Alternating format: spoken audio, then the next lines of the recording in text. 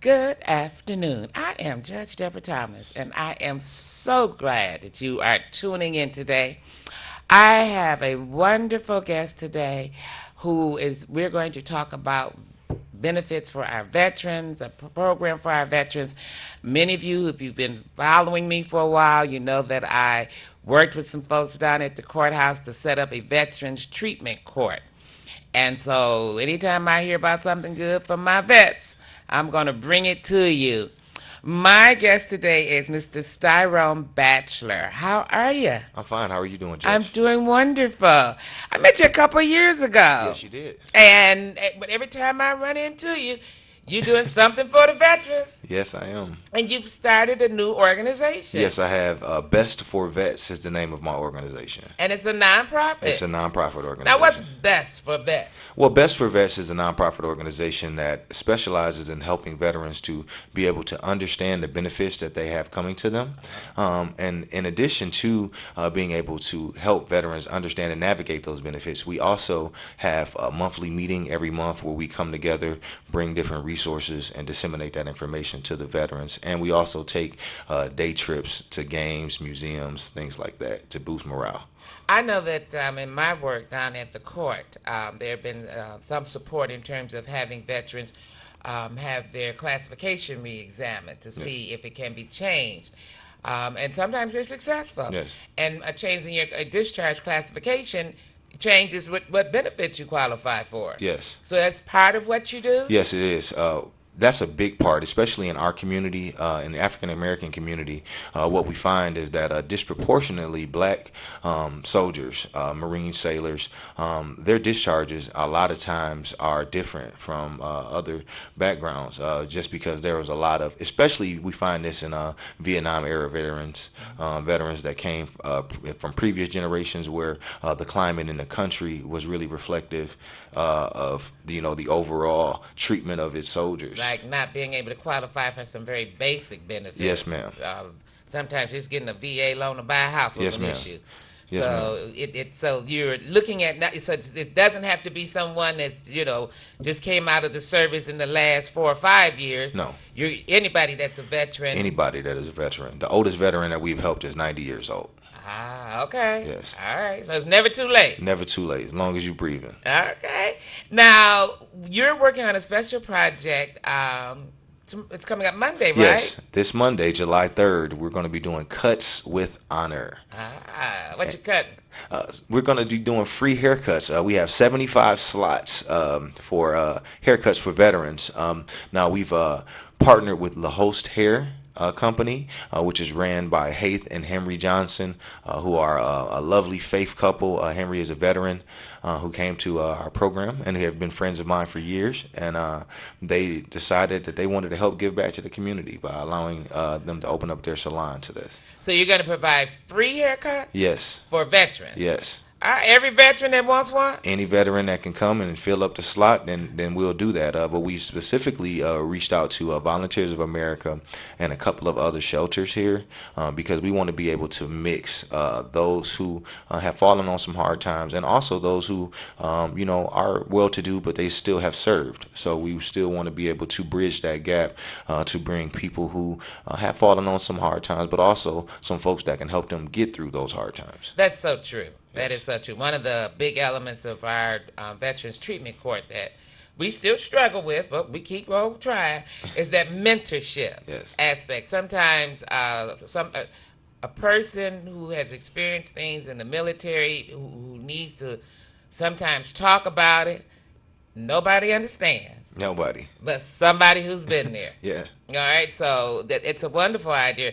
Now, how do we get the haircuts? Well, all you have to do is be able to show up to La Host Hair, which is located at 305 9 Mile, which is 2 blocks south of Woodward.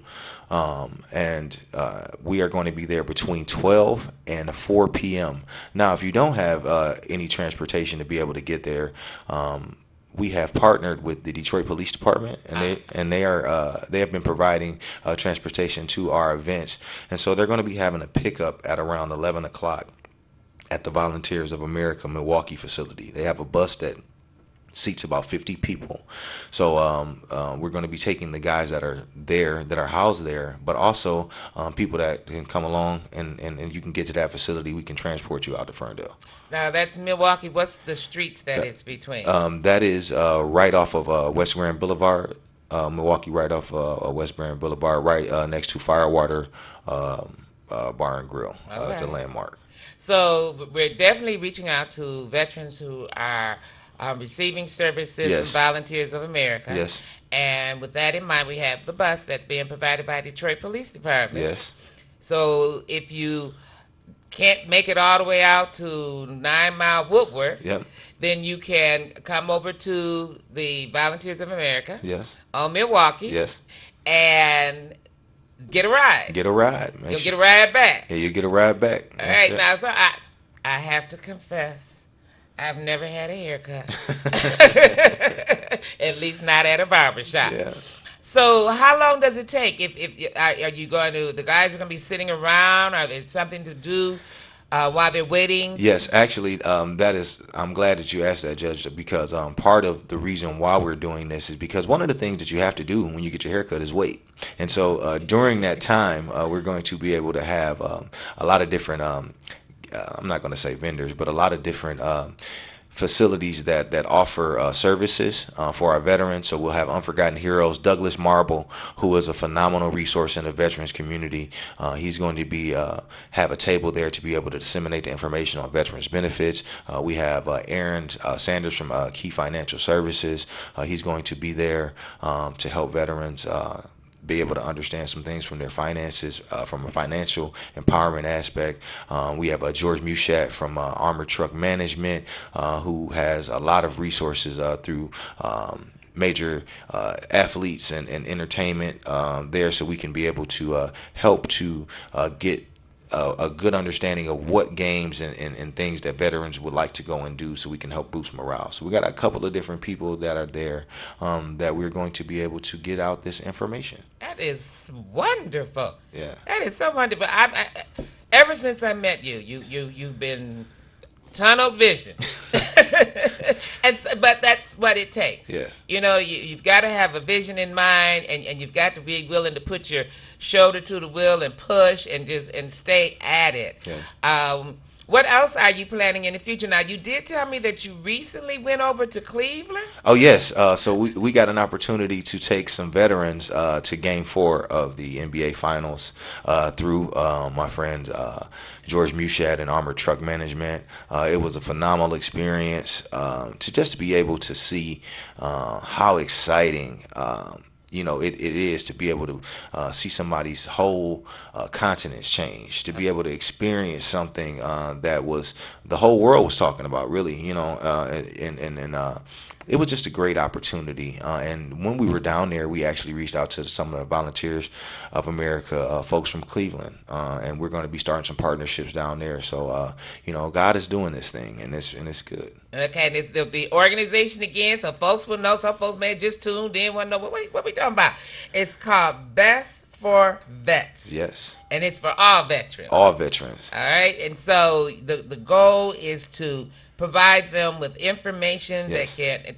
They don't know. I had a friend who I referred her. Her husband was ill, and I referred her to John Dingle Center. And when they got there, she was told that the benefits had changed. If he had shown up 3 years earlier, he would have qualified, but he waited too long. And sometimes people are employed and they have insurance, and then their situation will change. But I try to encourage our veterans to find out what you're entitled to now. Yes. And stake your claim. Because even if you don't want to use it today, Yes. you never know what you might need tomorrow. Yes, and you're absolutely right, Judge. And part of what we do at Best for Vets is, see, a lot of people, they feel as though that the VA is the end all be all. But we know clearly that there has been some issues with just the overwhelming amount of veterans that they have to see. And it's not that they don't try to do good services, it's just that they're overwhelmed. And so groups like ours, they come into place to be able to help to cut some of that red tape, to be able to help veterans understand what they qualify for, because unfortunately, many of the people who are denied benefits are not denied their benefits because they do not have the ailment. They are denied because they didn't fill out the paperwork properly. Yes, And yes, so, especially with that Agent Orange. yes. People put down Agent Orange, and that's not the right wording. Yes, All right. I'm glad you said that, because the thing about it is, Agent Orange is not the issue, but you have cancer because of Agent Orange. You have, some different medical issues that you have to be very specific in the wording. Semantics is very important, and so Yes. this is what we help to do. We help people to basically understand, and in the process, it does take a while to be able to turn in those paperwork and to get to turn around, and so that's why we meet once a month on the first Friday of each month. Where you meeting? We meet at 2727 Second, which is located in the Block Building. It is directly adjacent to Cass. It is in Cass Park. We meet in Conference Room 2 from 6 p.m. to 8 p.m., and that is on the first Friday of each month. We provide a free meal for everybody that comes, and we have a sit-down dinner at the round table and discuss issues, disseminate information. Okay, some of these folks, I always say, have your pencil and paper ready. And I didn't start off the show today with get your pencil and paper ready. I'm hoping if you're a regular viewer, you would know that. But for those who didn't have their pencil and paper right at hand, is there a phone number or email address where they can contact you? Yes, it is. You can email us at best, which is BEST, the number 4, vets, VETS, at gmail.com. That is best for vets at gmail.com. And you can give me a call at 248 982 6360. That is 248 982 6360. Now, my experience with working with the Veterans Treatment Court, sometimes it's just a matter of pride. And you kind of expect that when you talk about our veterans, because they're generally a proud set of individuals and strong and have done, gonna do, can do. Yes. All right, and too proud to find out what they've earned, because these benefits are earned. Yes. All right, and so I want to encourage our veterans, to follow up, to find out what they may be entitled to that they're not even aware. Yes. And let's set that pride before a fall. Yes. Let's set the pride apart. This is something that you earned. Exactly. And you know what? Our people are destroyed for lack of knowledge, and that is really true, because when you think about it, if all of the veterans that we have in this city were properly receiving their benefits, this affects the economy. Because now you have veteran-owned businesses that start to employ people. You have more money that is being pushed into purchasing goods and services that affects our tax base. So this thing is very important for us when we talk about veterans and the impact and the ability for veterans to be able to change business. The biggest example in the history of Detroit is Mike Ilitch. Mike Ilitch, rest his soul, was a United States Marine. And that is where they got their start. Being able, coming out of that service, he was able to take some things and really be able to change the dynamics of this town. And every veteran can do that if they have the proper benefits, if they have the proper information, and they can arm themselves. We can make a bunch of Mike Ilitches. And I know among the Vietnam era veterans in particular, there was at that time when they were returning back home, there was the atmosphere was not as receptive as it should have been, and so many of them just kind of melted back into society. They did not want people to know that they had served, and I've noticed more recently I've seen more caps and jackets, where individuals are indicating Vietnam vet, but I think that a lot of that mindset is really ingrained. Yes. So it's kind of pull them out and say we're sorry. Yeah. And can we make it up to you? Well, I think that just that is part of what is going on, is that we see them as people. A lot of times when you're in the service, you're just kind of covered over with the blanket, like, oh, this is the military and they're going to do that. we don't really think about soldiers as having soldiers and Marines and sailors and airmen and Coast Guardmen as necessarily having feelings. You They're better say kind of women too. and airmen and women. We don't necessarily think of them as being people. You know, they're kind of like in our minds, kind of autonomous, Yeah. beings that go out and complete the mission. But these are people. And people have to be deprogrammed, just like they're programmed and they're trained Yeah. to be able to go out and handle these situations. Well, you have to be deprogrammed in order to be able to fit into society, because the biggest problem, and I'll just say this, is that when especially combat, because I am a combat veteran, so I served in Operation Iraqi Freedom. I did 16 months. I was a sergeant in the Army. I made sergeant at 21 years old. So at a very young person, it was drilled into me. It was trained into me to be able to have immediate response to conflict, Yeah. and to be able to respond in a manner that it might be aggressive, or it might be, but it's definitely stern. So when you have interpersonal relationships, when you're coming back with family, or you're trying to date, or you're having dealings with the police, or working in interactions, this is what we see when you have folks that are trained to respond in a stern manner, but then when you come back home, nobody understands that this is what you're trained to do. You're reacting how you were trained to do. So you have to be deprogrammed. Trained and practiced. Yes. I think it's also important that we stress that, and I've talked to a number of individuals recently, our women veterans Yes. are not standing up, coming forward, and claiming their benefits. Yes. It's a major problem among our women vets. Yes. And I don't understand the reason why. You earned it. You worked for it. It would benefit yourself. It would benefit your family. I know of a couple of organizations right now that are really working hard to try to identify, first of all, our women veterans, and then to get them to step forward and find out what benefits they're entitled to. You know what, Judge? I'm so glad that you said that, because a lot of people don't know that here in the state of Michigan, I don't believe that there is a homeless shelter specifically designated for female veterans. And so we have what we have done with Best for Vets is we've partnered with Bethlehem and Judah House, which is a homeless shelter for working class women, so that if a female veteran is looking for a place, they don't have to go through the red tape. They can just come to us. We can get them a consult. They can go that night. What is happening with our female veterans is that, especially what we're seeing with folks that were attached to combat units, unfortunately, there was a climate of a lot of military sexual trauma that was going on with our female veterans. And so you have a hurt and a Yes. wound that is there that And is, they want to forget. yes. And so approaching it for their benefits brings it back to their remembrance, and so many are standoffish. Yes. Yes. And I'm glad you said it. I'm glad you said it because it needed to be said.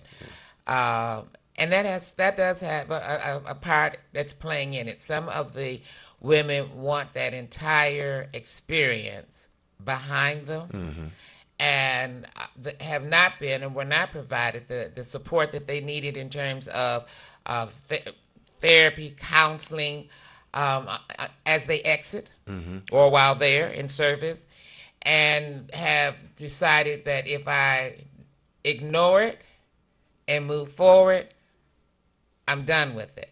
exactly. And but that's part of what we have been trained in our culture to do. Like, and that's just my opinion, I would say. And what I've noticed is just being a African American black man, whatever you want to call us these days. But I have found that we don't really talk about mental health in our community as we need to, and unfortunately, we see that play out in a lot of our. I know you've seen it in court. I know you've seen it.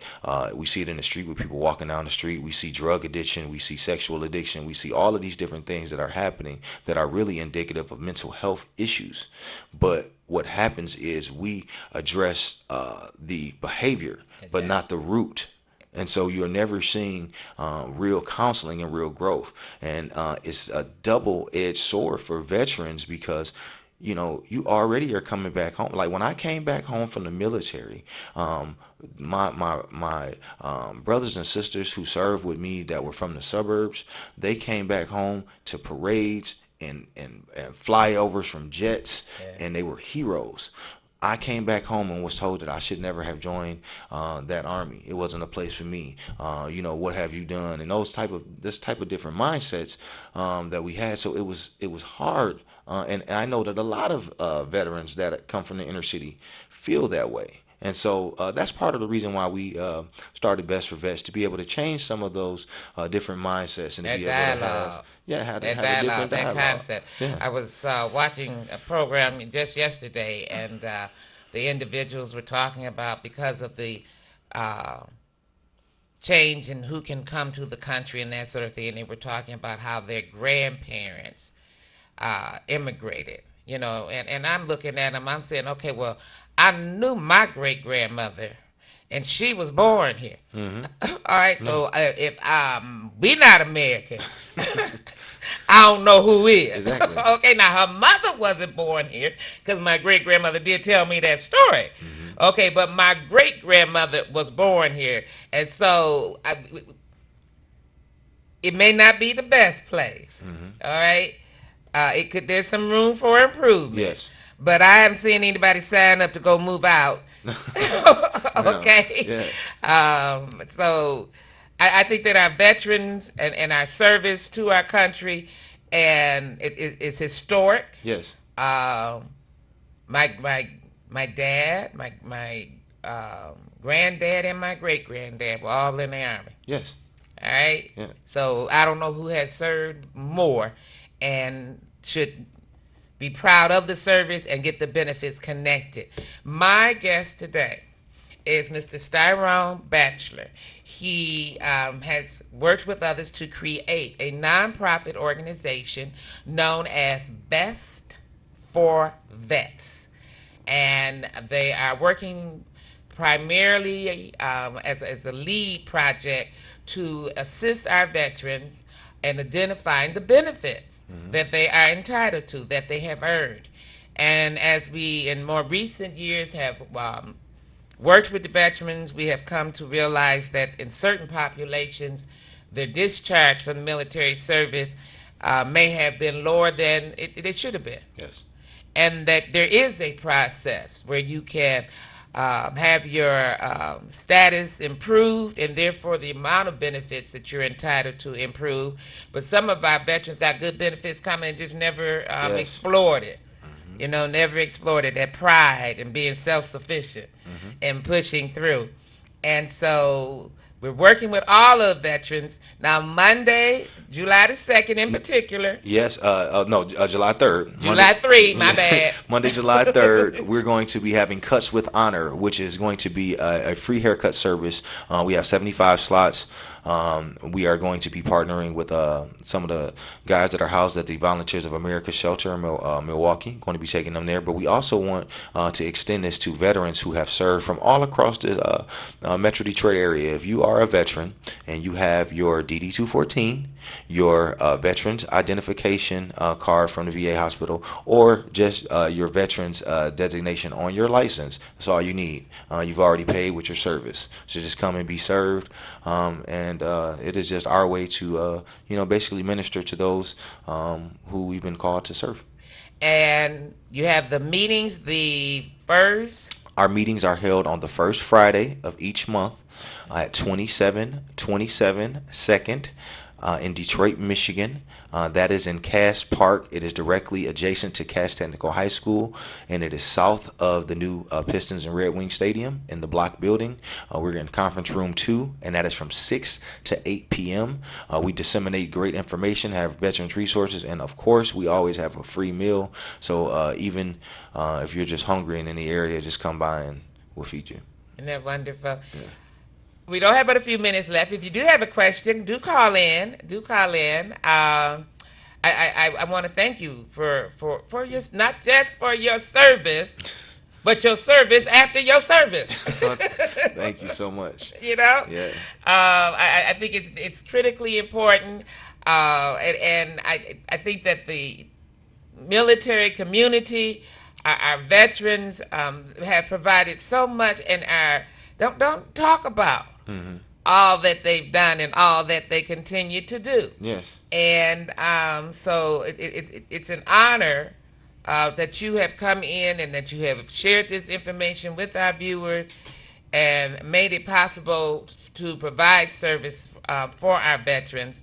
I want you to give the email address, the phone number again as well, so that those who are watching, if they want to volunteer, do you need volunteers? Yes, we do need some volunteer work. As we are growing this organization, it has become it has taken off tremendously. And so, if anybody would like to help us, please email us at best4vets@gmail.com. That is BEST, the number 4 VETS at gmail.com.